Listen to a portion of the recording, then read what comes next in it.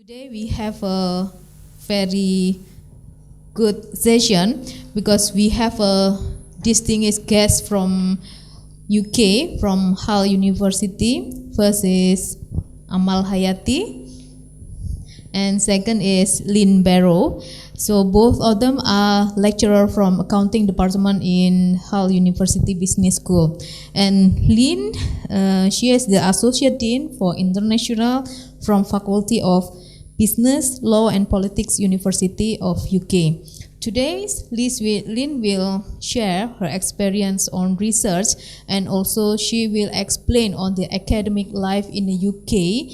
So I will give her a time to present on these two topics, and then after this I will give a chance to you to ask any question related with the topics or with any academic life in the UK. Okay. Before we start, I will read her CV. Okay. This coming is your second visitation. Oh yeah, the second visitation because Hull University and Universitas Gadjah Mada has signed the agreement since 2016. Yeah. So this is the continuing collaboration. Yeah.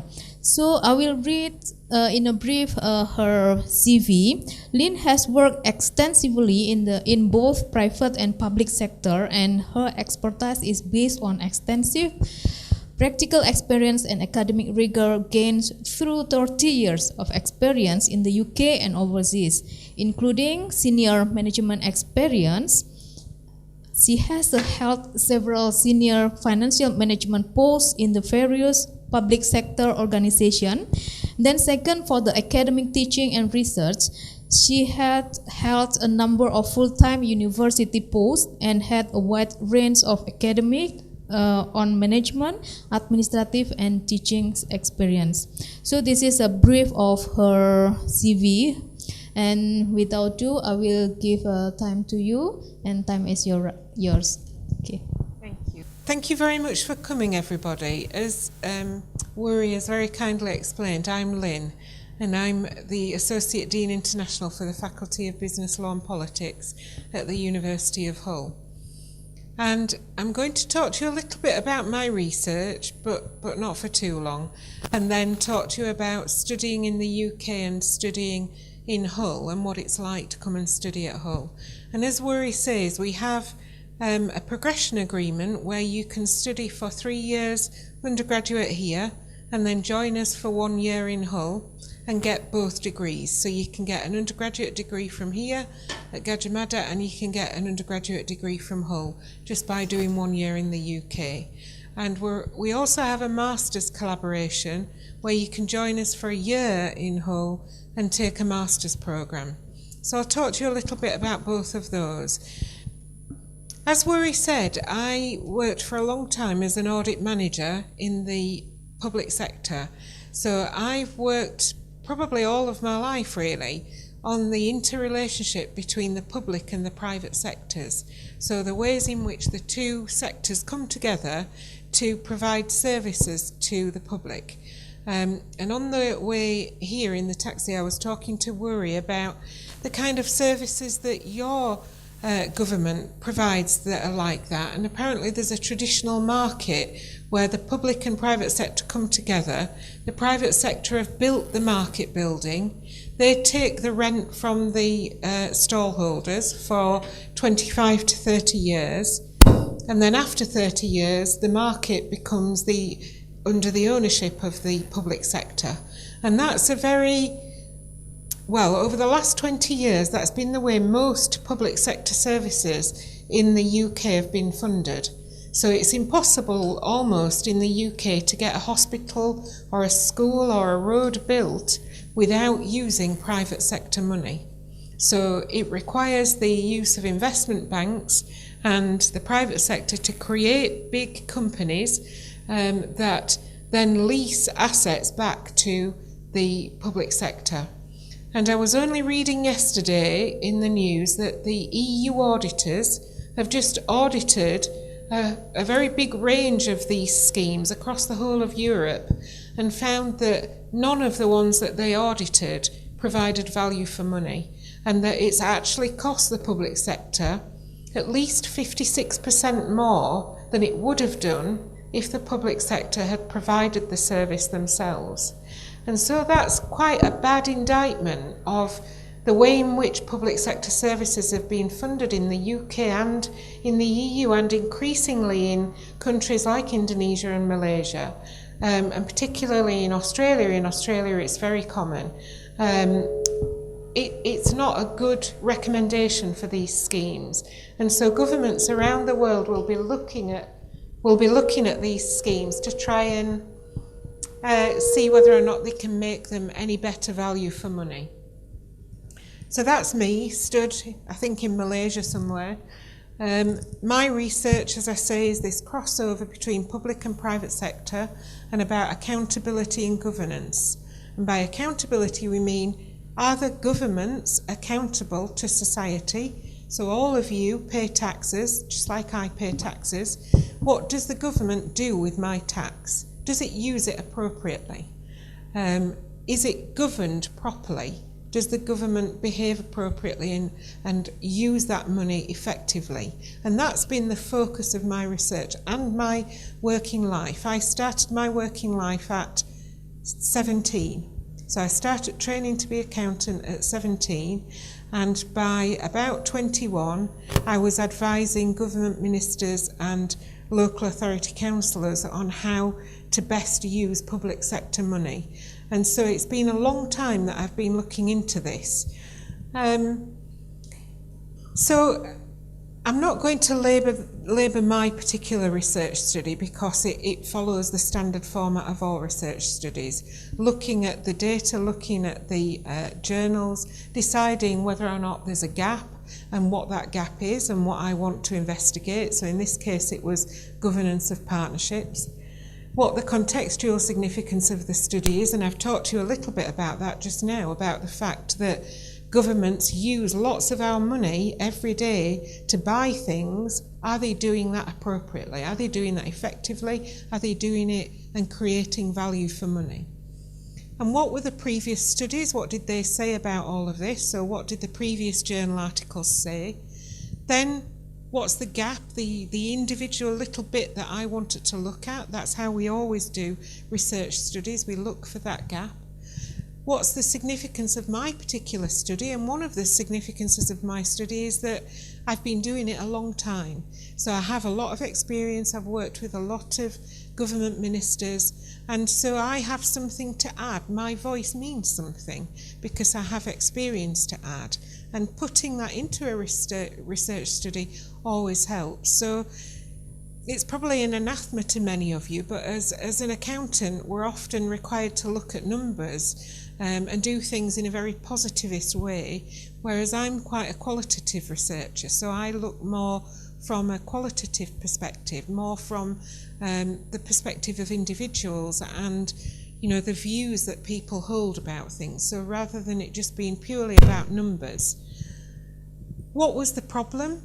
The problem is governments are spending lots of money, and are we sure that they're spending it appropriately? Are we sure they're spending it on the right things? Then create the research objectives and questions, and the methodology and method, which in my case was interpretivist and qualitative by nature, and then collect that data and analyse the data. So looking over the data that I'd collected, I interviewed over 20 key stakeholders in various different UK local authority partnerships, and I've also interviewed government ministers and local authority councillors and key stakeholders in the partnerships, so both in the public and in the private sector, and then drawing that together in the form of the analysis and the recommendations. And for my research I got a grant from the Institute of Chartered Accountants of Scotland, who felt that this was, you know, a worthy area of study, and it always helps if you can get someone to fund the research because it gives it some validity. UK local authorities account for a lot of spending. So by local authorities, you also have local authorities here, don't you, providing refuse collection and street services. So it's those kind of authorities that provide schooling, services to local communities. And in the UK, they account for a lot of the money that gets spent in the UK. So that's a significant amount of money to look at. And the big four in the accountancy firms in the UK spend a lot of time looking at these local authorities for the same reason as I was interested. Are they actually providing value for money? How is that money being accounted and spent? You know, what's the governance, what's the accountability? So KPMG, Deloitte, Pricewaterhouse, all of them regularly commission studies in this area. And in the UK, it really is, even now, despite all the shortcomings of public-private partnerships and the collapse of big companies, Carillion, I don't know, have you heard of Carillion? Maybe not. Carillion was one of the very biggest public sector infrastructure builders in the UK and in the variety of the developed world and Europe. Carillion went bankrupt or went into liquidation about 4 weeks ago. And Carillion built most of the schools and hospitals and roads in the UK and employed a huge amount of staff delivering these services. And by going bankrupt, that's created a huge problem for the UK government. And Carillion isn't the only one that's on the verge of bankruptcy. And despite all of these problems, even today, it's extremely difficult to get a public sector project built without private sector money. There is still, despite all of the issues, despite the EU auditors saying it's not appropriate, there is still a reluctance by the UK government and many other governments around the world to stop doing this. It's still happening. Roads, big roads, toll roads, bridges, all of those are still being built by these companies. And as a result, that should raise questions in a lot of people's minds about how this money is being used. This just shows the spending, the huge amount of spending in the UK on public sector services. And in the last 5 years, probably more, in the last 7 years, the money for spending in the local authorities has dropped by about 25 to 30%. So a very massive reduction in funding available. And despite that, despite the fact that all of this money, you know, the resources available are going down, and yet the amount of citizens, the number of people being born, the number of people emigrating to the UK, the number of people living in the UK is increasing, the money is decreasing. And as a result, the public sector is using more and more and more the private sector to deliver public sector services. And that creates this issue around this need to examine the governance and accountability. Now, Eric Pickles, who was until recently the MP and the head of the Department for Communities and the Environment, the Minister for Communities and the Environment, I actually worked with Eric Pickles a long time ago when I was about 24, 25. And that was kind of the start of this journey for me, because Eric Pickles is a Conservative MP. Do we know the difference between Conservative and Labour? Yeah? So Labour is more like Democrat, it's more, yeah, so it's more for society, more spending, whereas Conservative is more strict, it's more for the private sector, you know, it's more about less taxation and more money for the private sector, more about profit and private sector. And Eric Pickles is very strongly conservative, truly believes that the public sector has no role to play in delivering public sector services and that everything should be done by the private sector. And so when I was in this job as an audit manager and accountant, one of my first jobs at Bradford Council was to look at the tendering for white-collar services. So putting out to the private sector accountancy and law and all of the important white-collar work, office work that's done in the public sector. And Eric Pickles wanted that to be done by the private sector. And I spent a lot of time creating reports and working on a task force to convince him that that wasn't a good idea. And I managed to convince him. So even now, even today, accountancy and law are still provided in the public sector in Bradford. So right at the very start, I had a hand in this actually how it worked in practice in the public sector.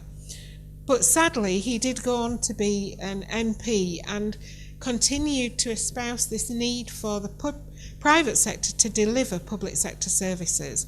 And I've had many arguments with him about the rights and wrongs of that, and he never wavered. His opinion was that it was the right thing to do.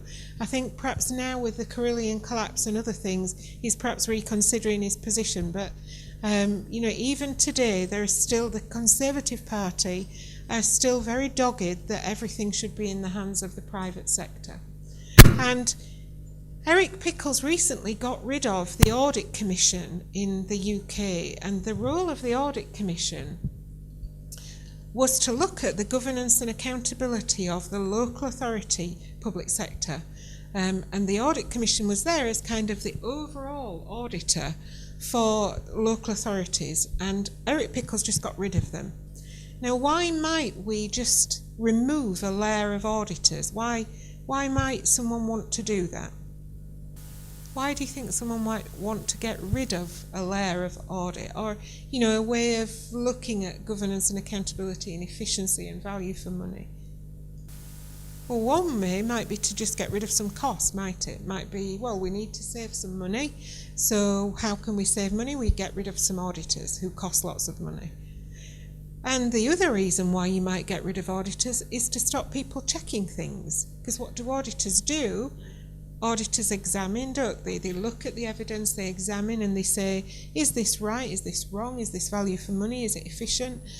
And if they're finding that, no, it's not so efficient and it's not necessarily the right thing to do, one way to stop those questions being asked is simply to get rid of them.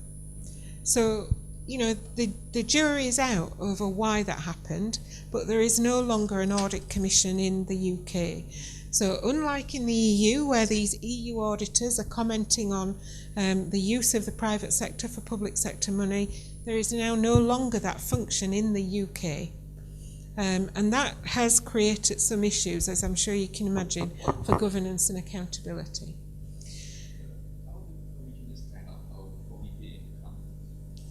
In the companies, it's stronger. In the companies, they have the UK Corporate Governance Code 2016, and all companies are required to have, over a certain size, both internal and external auditors.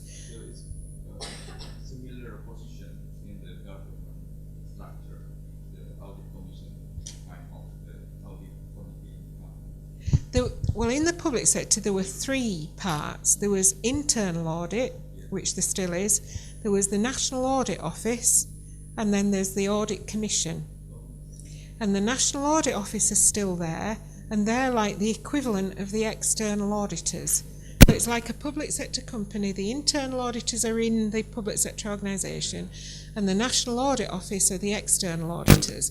But also, they also use the Big Four, so they do use the Big Four audit firms. The Audit Commission was slightly different. So the Audit Commission was there to look at efficiency and effectiveness and value for money. Yeah, kind of the aims and objectives and whether or not it was actually appropriate what was happening. Not necessarily the how was that £10 spent and what did it go and get spent on, but overall are things working properly? And they had a traffic light system which was red, amber, green. And if a local authority was doing very well, it would have a green traffic light signal. And they would look at things and they would say, across all of these headings, have they shown value for money? Have they shown efficiency? Is the governance good? Is the accountability good? And if it was bad, it would be red, and they would be forced to do some remedial work to change it.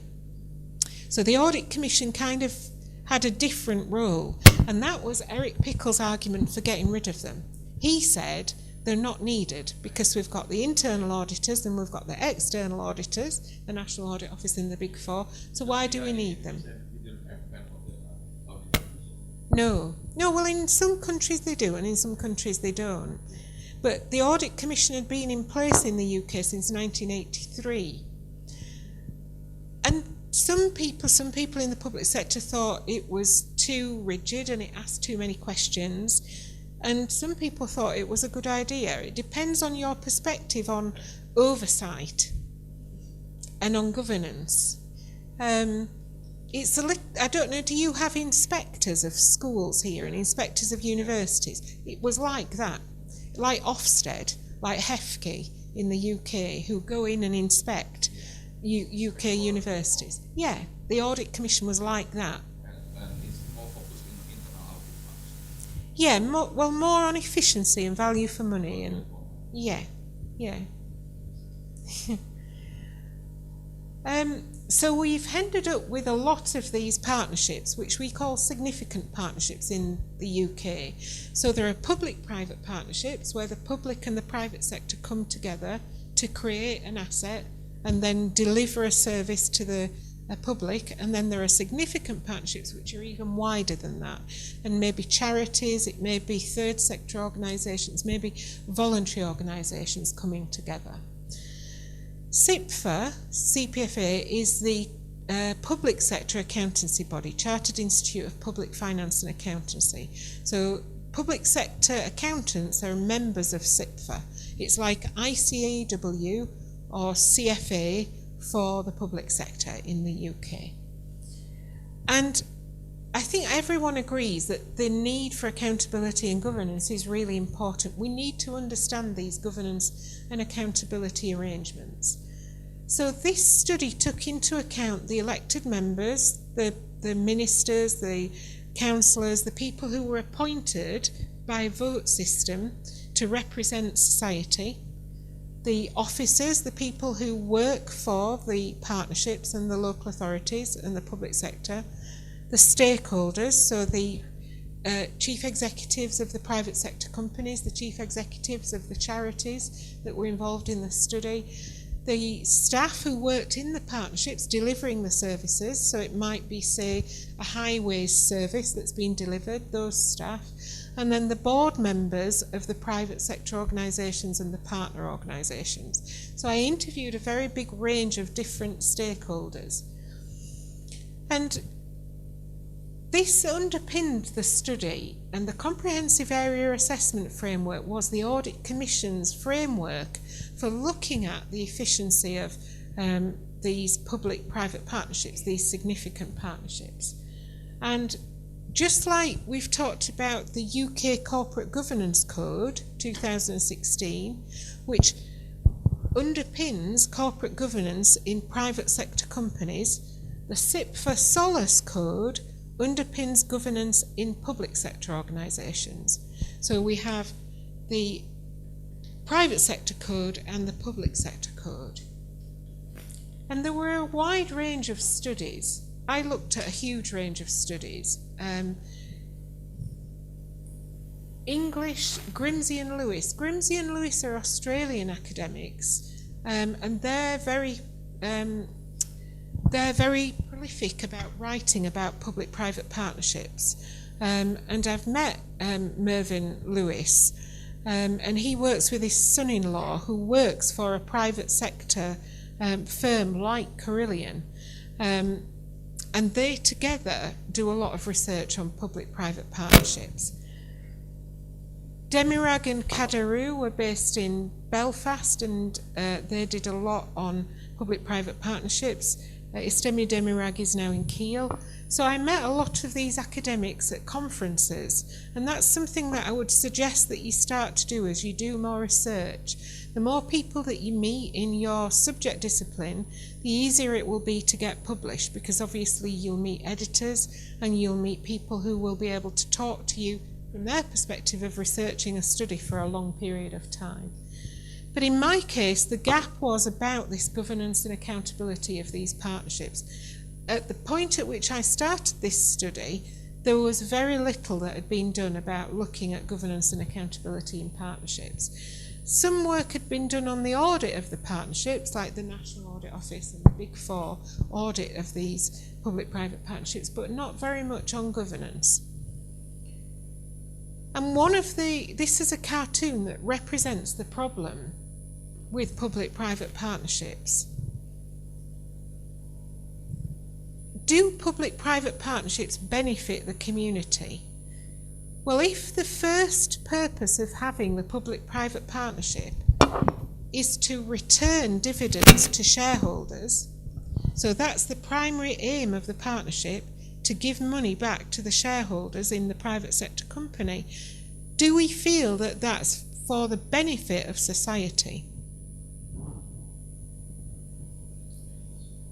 That's the main issue. Is it for the benefit of society? Some would argue yes, some would argue no. Personally, I would say no. If I'm paying my taxes, I want to know my taxes have been used just for the good of society, to build schools, to build roads, to build hospitals, at the best possible price, for the best value for money in the most efficient way. Now, if the private sector can do it for the best possible price in the most efficient way and save the most money, that's absolutely fine.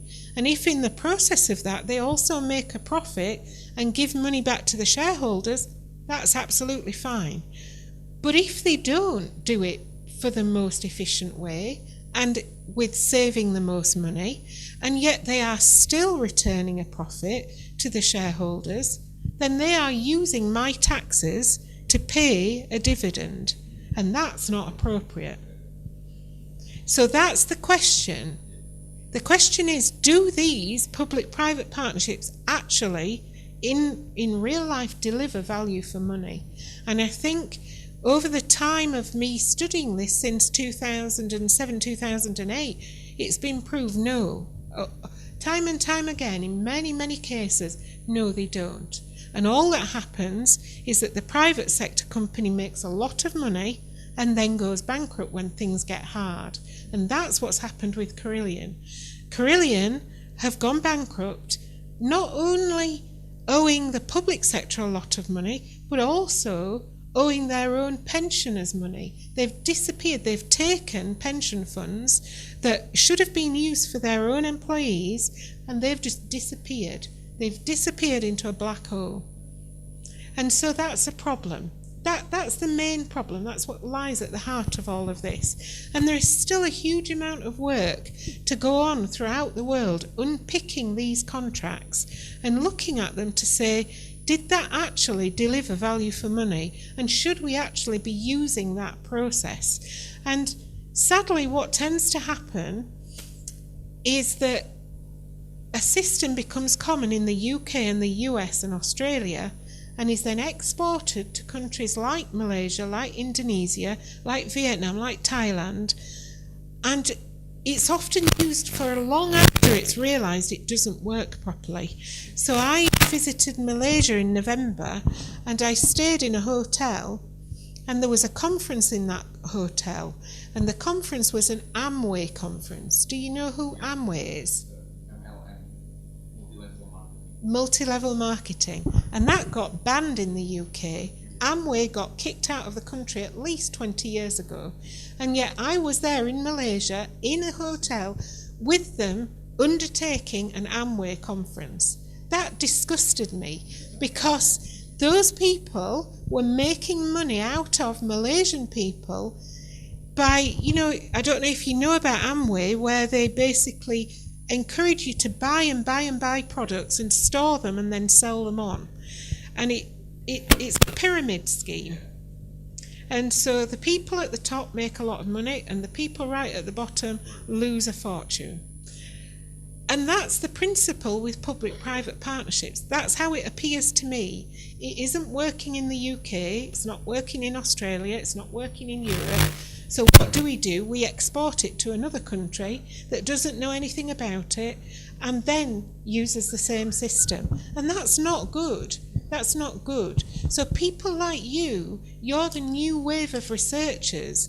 It's your responsibility and your duty to pick this up and say, in my country, is this working properly? Maybe it is. Maybe in your country it is working. And it's got many victims. Yeah.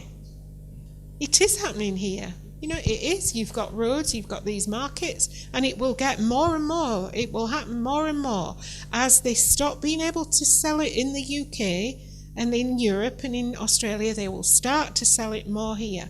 They will move here and they will start and they will try to operate more and more here. So part of the thing that I'm saying to you is that I hope that you, as new researchers, will start to consider this and whether this is appropriate in your country. Maybe it works, maybe it doesn't. What you need to do is you need to investigate. But this is what lies at the heart of it. The fact that the public and private sector exist for very different reasons. The private sector's sole aim is to make a profit. There's no getting away from that. It's to add value, to create shareholder value, and to make a profit. And the public sector, that should not be the purpose of the public sector. The purpose of the public sector should be to benefit us as individual members of society and to use our money effectively to deliver services. And if it works properly and the two sectors come together, fine. If it doesn't work properly, all that happens is a lot of money gets shifted from the public sector straight into the private sector. So my taxes went straight into Carillion's profits, and they kept that money and used it and gave it to shareholders, and that was my tax money gone. It wasn't used effectively, it wasn't used efficiently, and that company's now gone bankrupt, and as a result the public sector is now having to take over those services that were provided by the private sector. It's got no choice, because if you've built a road or a hospital, you need that road or hospital, don't you? The public sector doesn't build roads and hospitals for no reason. It builds them because it needs them. And if the private sector decides, I'm not making a profit on that road or that hospital anymore, I'm going to go bankrupt and walk away from that, can the public sector walk away? It can't, can it? It can't walk away, because it still needs the hospital, and it still needs the road, and it still needs the school.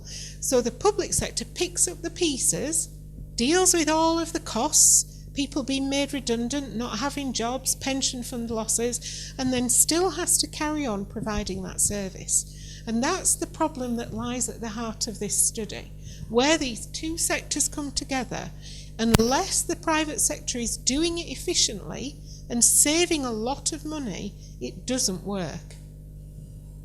So my research objective was basically to say, looking at these governance frameworks within local authority significant partnerships, which include these public-private partnerships, are they effective? Is it effective in delivering accountability to the stakeholders? And the stakeholders in the public sector are predominantly us, the taxpayers, the people who pay into that service and want something in return. So my research question was, firstly, what's the process for identifying those significant partnerships? Because when I first started the study, there wasn't even a definition of what these partnerships were.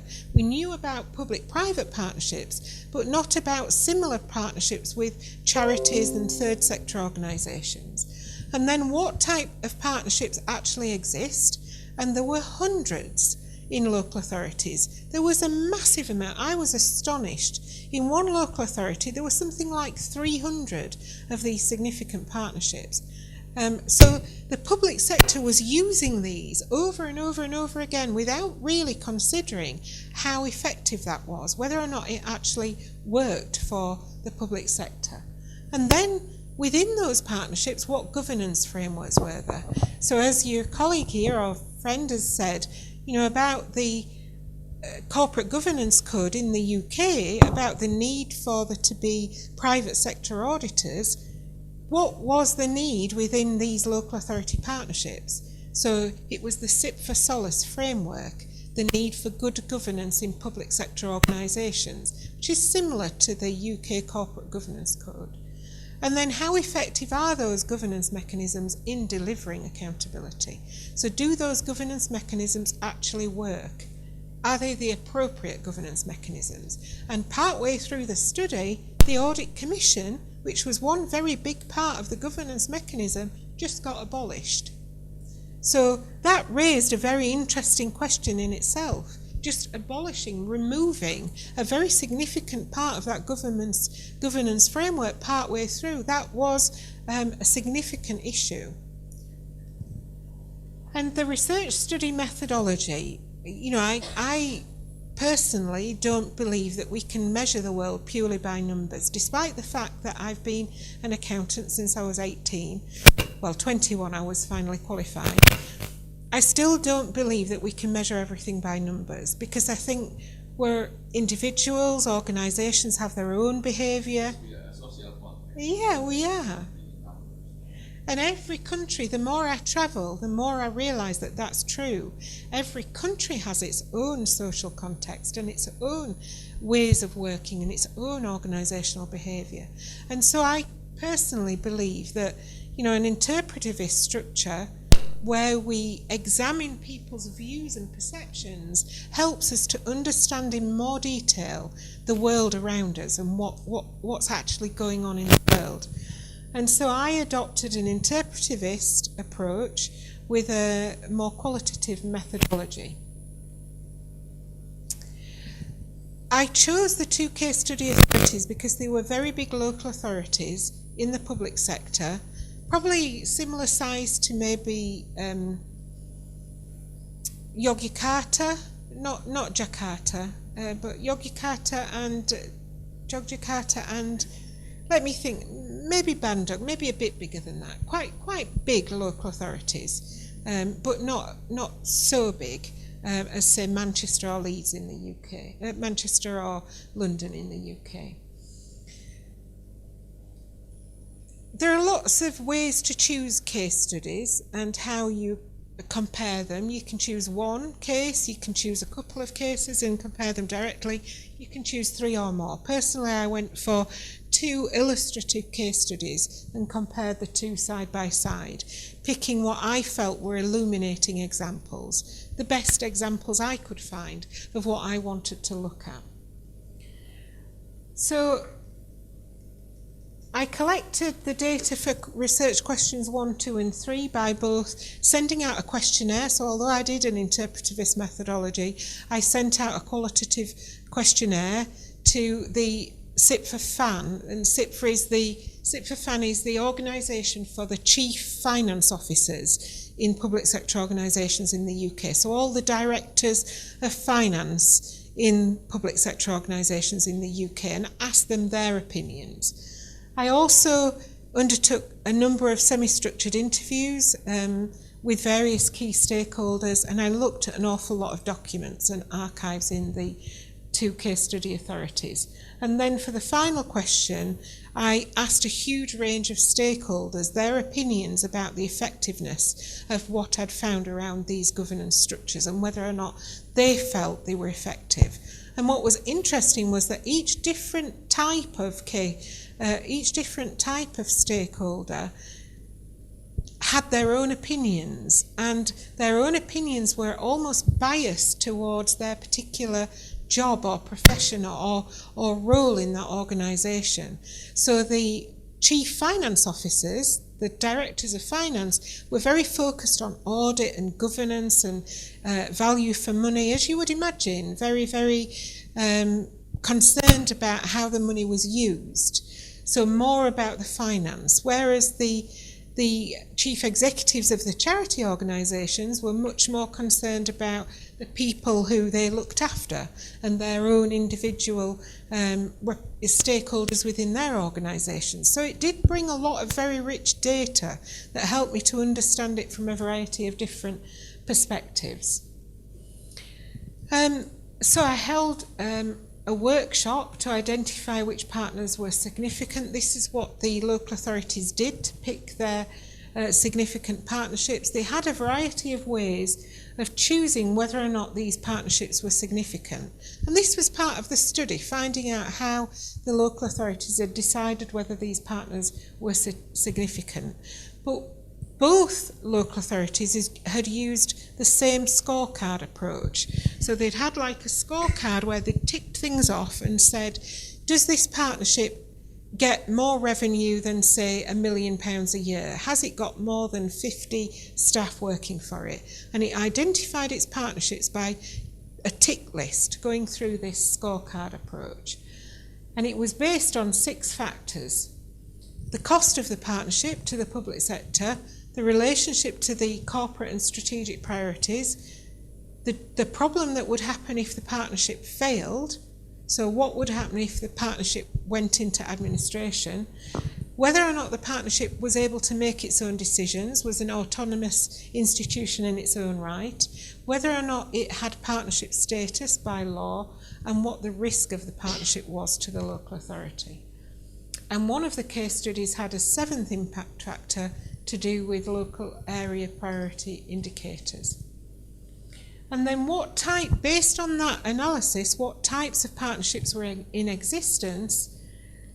There were lots, like I say, hundreds. One authority had over 300. So they were to do with community partnerships, schools, educational partnerships, sports, recreational facilities, social care, and the biggest one of all was PFI. And PFI is the initials for Private Finance Initiative. And Private Finance Initiative is the way in which local authorities and public sector organisations get money from the private sector to fund the building of assets in the UK. And that still goes on now, although it's called Son of PFI. It gets called different names all the time. It gets... Kind of the issues of obligation. Yeah. Yeah, the way in which the private sector gets money from investment banks to fund public sector assets. So if, say, for example, the market here, the traditional market that's funded through the equivalent of PFI, it would have been a consortium of a private sector company, an investment bank, and the investment bank would supply the money, as would the private sector company, maybe by issuing shares. They would raise a pot of capital, and that capital would then be used to build the market. And then the rents from the market will get paid to the private sector company for a defined period of time, usually around 25 to 50 years. But in your case, I think it was 25 to 30 years. In university, we have experience like that. We apply the credit from the bank, and duration is 15 years. And banks agree, even without guarantee. Yeah. It's with the personal guarantee of our director, and it's okay. And then the bank will fund it. The fund for us. But that's better in a way, because that's directly the bank funding it. The problem we've got with a lot of these is there's a company involved as well. And it's when that private sector company gets involved, because they don't just fund it from the bank, they raise it from shareholder capital. And then the shareholders want money back. They want a dividend, they want a share of the profit.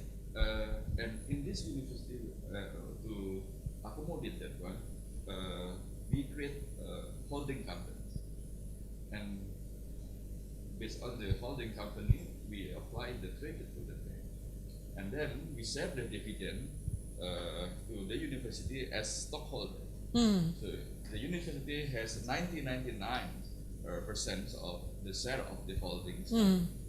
And then within the holding company, it's very easy to deal with the bank. So it's happened and success. We have some hotels to run for university and also other facilities. And that's a better way of doing it, because then you're retaining ownership of the company. Yeah, 90%. Whereas in this case, it's not that way. The public sector doesn't have any ownership. It's just a private sector company owning it on behalf of shareholders. So that's the problem. That's where the difference is. So there's a type of partnership, right? Yes, it's a type of partnership, but a better type, because the university owns the shares, whereas in this case it's private sector individuals own the shares and expect a share of the profit as a result. Whereas in your case, you can use the profit, pay it to the company, and then pay it back to the university for the benefit of the university. That's not possible in this case. And based on all of these interviews, there were different perspectives, and I used structuration theory. So I went through a variety of different theories, because obviously when we undertake research we need to apply a theoretical framework. And I started out with agency theory because it seemed to be the most suitable. This idea that companies and private sector and public sector are all different and agents in their own right. But then gradually I moved towards, first of all, actor network theory and then to structuration theory. And structuration theory seems to fit it the best, because structuration theory talks about the dualism, the interrelationship between agents and structures. And that seemed to be the most appropriate in this case, because we had the structures, which were the partnerships, and then we had the agents, which were the people operating the partnerships, the organisations operating the partnerships, the private sector, the public sector, the various different agents involved in operating those partnerships. So a structuration theory also allows for the use of hermeneutics, so analysing the way in which things are said and why they're said by agents. So for me, what was interesting was the fact that all of those different agents within that I interviewed, those stakeholders, they all had very different perspectives, and those perspectives were often coloured by their past. So just like I'm coloured by my past, so I readily admit I've been doing this a long time, 20 years, and I am opposed to public-private partnerships, and that makes me not entirely objective. And that's not a good thing to be as a researcher. So I come to this with a history that both makes me good for doing the study, because I have a very good understanding, but also makes me inherently bad for the study because I'm not objective. I can't be objective because of my history.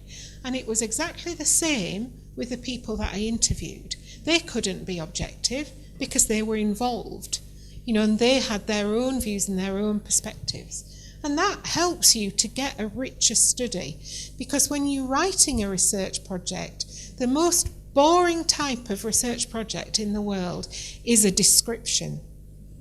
Okay, just a description of what's happened. That's so boring to read. What you want is something that's vibrant and alive and comes to life on the page and makes you feel like you're there and you understand. You understand the analysis and you understand the situation and you understand different people's perspectives. It's very challenging. It's very challenging. Much, much easier to do a descriptive, positivist, just lay it all out. There's all the numbers. This is the answer. Here we go. That's it. But the other type of study is much harder, but much more interesting to do and much more interesting to read. So as a researcher, you have to choose. From a Ph.D. perspective, I would probably say pick a positivist one. It's easier to do numbers. It's easier to describe something. It's easier to get it over with, done quickly. But from a lifetime point of view, from a writing of articles point of view, from a lifetime of research point of view, the hermeneutics, the interpretivist, is much more interesting to do and much more interesting to read, personally. So I hope I've given you a flavour for this particular research study, and I hope at the same time I've talked to you a little bit about the different types of research studies that you can do. And obviously when you do a dissertation, you're going to have to pick your perspective, and you're going to have to decide how you want to present the information and what theory you want to use, and some of that will be determined by the topic that you pick. So thank you ever so much for listening, everybody. I'll very quickly talk to you now about Hull and about studying in the UK, and then at the end, if you've got any questions about either, about my study or about studying in the UK, please do let me know. Okay. This is quite new perspective in government and corporate governance, because we have in Indonesia so challenging about this problem about the public-private partnership. We have many types of the PPP and some local government also right now encouraged to have kind of these arrangements. Okay, and can you tell us what type actually that maybe in the case of the UK that more appropriate for local government, the type of the PPP, okay, because we have kind of the local governments companies is not run well, actually to doing public sector interest, or for example for utilities services is whole and the management is by the local government companies, and almost all the local government is lost. There is no benefit at all, and some is already bankruptcy. Okay, and so why we have the question: what type of the type works? Okay, one of these in Jakarta we have water utilities companies, and then we have partnered with the Thames Water from the UK. Okay, and until now they still search of the arrangement is all maybe is applied to others local government, but right now it's not happening. So the question is like what you said: what type of the PPP that is more appropriate for local government? Personally, I think public-private partnerships work best when it doesn't involve capital, when it doesn't involve building things and the private sector taking profit into the company, taking the money in and then distributing it to shareholders. Personally, I think that's where the problem arises. Right at the very beginning in the UK, about 25, 30 years ago, it started off by purely services being contracted. So for example, like you're saying about water, in the local authorities, grounds maintenance, digging over gardens, painting walls, cleaning, all of that was put out to the private sector in the form of a tender, and the private sector took the public sector employees and then ran the service on behalf of the public sector.